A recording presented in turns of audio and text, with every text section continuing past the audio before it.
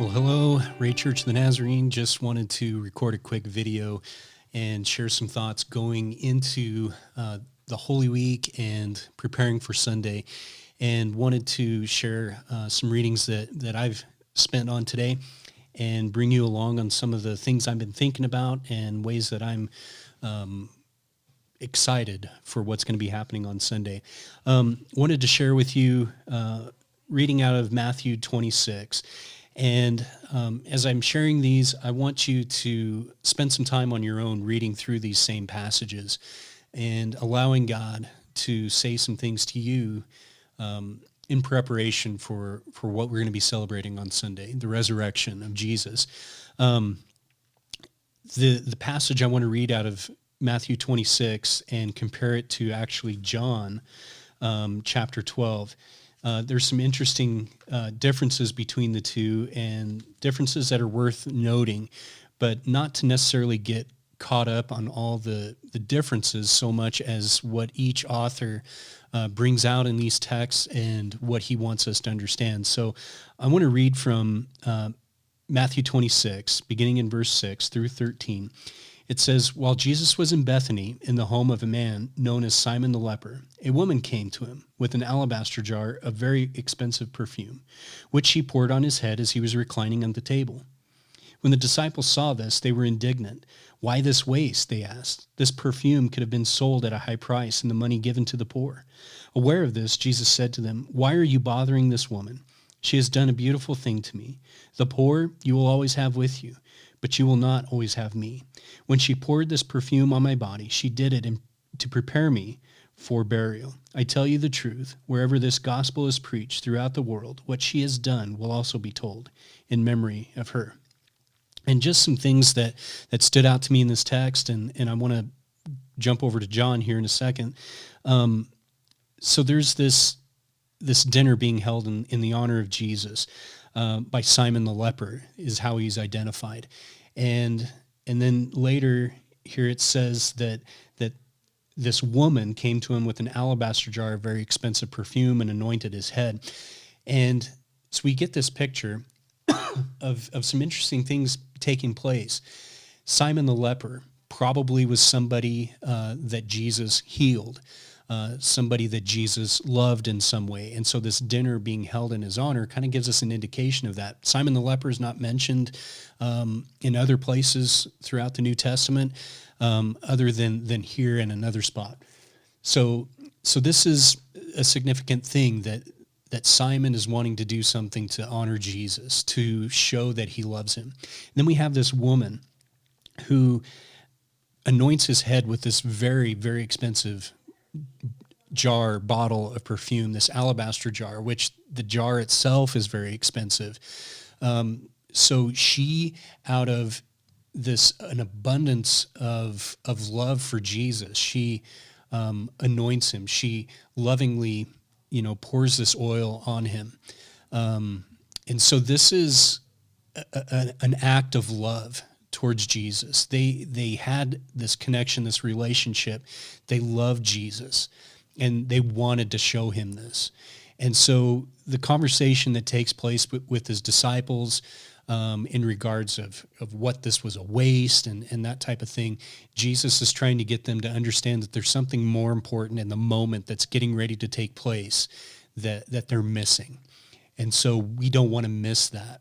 And so what struck me through this passage, and I'm going to read the one out of John as well, is this showing of love to Jesus, giving something, showing honor, respect, and it's coming at a point, again, think of these series of events that are getting ready to take place. Jesus has just come into the city, this triumphal entry. These are events that are taking place inside of this week between his triumphal entry and Good Friday and the crucifixion. So Jesus is again taking opportunity to share with his disciples some very important things that he wants them to see and understand, that it's our show of love to Jesus. It's recognizing what he's done in our lives and expressing that love. So let me read the one out of out of John, just to kind of give you a little bit more detail that John captures, that some details that he thought was important. John 12, beginning in verse 1, 6 days before the Passover. Again, there's some difference in timing here between what Matthew says and what John says.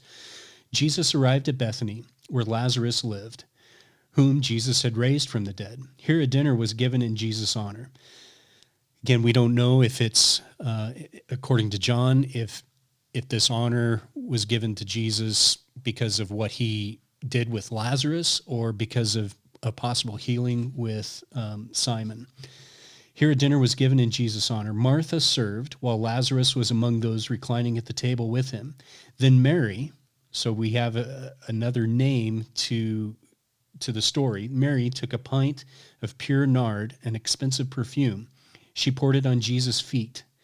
It's his feet, not his head, and wiped his feet with her hair. And the house was filled with fragrance of the perfume. So again, we're catching these symbols, these acts of love. So here Mary is anointing Jesus's feet and wiping his feet with her hair. So all of these things are done in a way to express this deep love and gratitude for Jesus. She had this relationship. She was expressing herself in this way. And whether the disciples were indignant with what she used to anoint Jesus or with the act of what she was doing, because all of these things that took place were not things that were done by somebody who thought of themselves very highly. These were acts that were done by in a way that was very indignant or did not respect themselves as much as they were holding respect for somebody else. So I share these things with you because these are some of the events that are taking place before Jesus' crucifixion. And it's things that I think we need to pay attention to, that we don't want to miss. Opportunities to love and serve. And so here we get pictures of those that are doing that with Jesus. But we also are understanding that these are opportunities for us to show love in our own lives to others. So I'd encourage you this week to begin thinking along these lines. How is it that we can show the love of Jesus? How is it that we can show Jesus that we love him? And what acts can we do? What ways are we showing that we love him with our life? So things to think about going into this week. Want you to join with me over the next several days. I'll probably do another video tomorrow and want you to join me in this. Thursday, also want you to be aware that we're going to do a prayer meeting and another time of communion. I know we just did that on Sunday, but Thursday is this Maundy Thursday, which is believed where Jesus had the Last Supper with his disciples. And so we're going to go through that and take communion together again. And so I want you to join me with that. Again, a time of prayer. So if there are prayer requests that you have that you're okay with sharing, please do that. But I am inviting you to join me Thursday evening. Probably do that about 6 o'clock, and it will be live. And just want to invite you to participate in these things coming into this week. I love you. I'm praying for you, and I'm excited for our times together.